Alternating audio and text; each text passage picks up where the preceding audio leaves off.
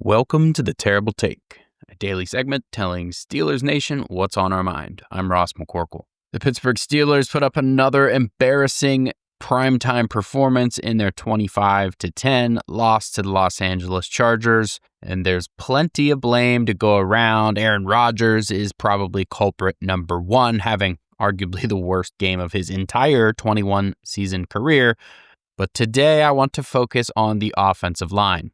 After a rough start to the season, allowing 7 sacks over the first 2 games, the offensive line got its act together, allowing just 2 sacks over the next 4 games.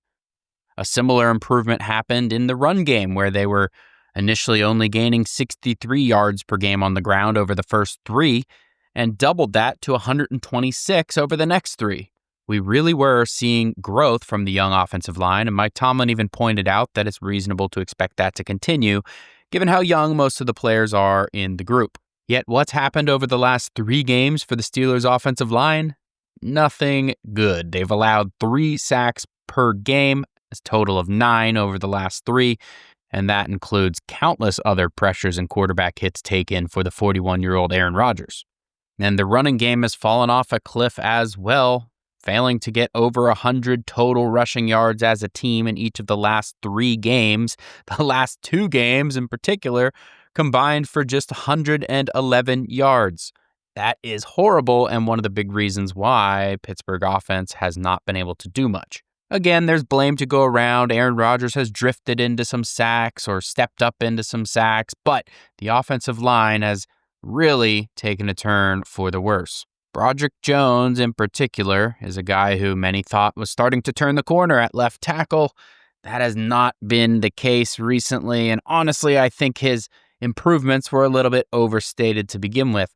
Troy Fautanu has looked decent, but even he allowed a sack that turned into a safety against the Chargers. Was the offensive line really improving, or was it just the fact that the Steelers were committing to a jumbo package featuring 6 offensive linemen and 7 if you include Darnell Washington? That may have had something to do with them improving on the ground. Maybe they were improving a small amount, but it was really schematics propping up the group more than anything. If this ends up being a lost season for the Steelers, the number one thing we want to see is the offensive line looking like it has a real future. They've invested too much into that group for them to not have a future. And right now, that is very much up in the air. Be sure to follow us at SteelersDepot.com and check out episodes of The Terrible Take every day at 5 p.m. Eastern Time. And check out The Terrible Podcast with Dave Bryan and Alex Kozora every Monday, Wednesday, and Friday.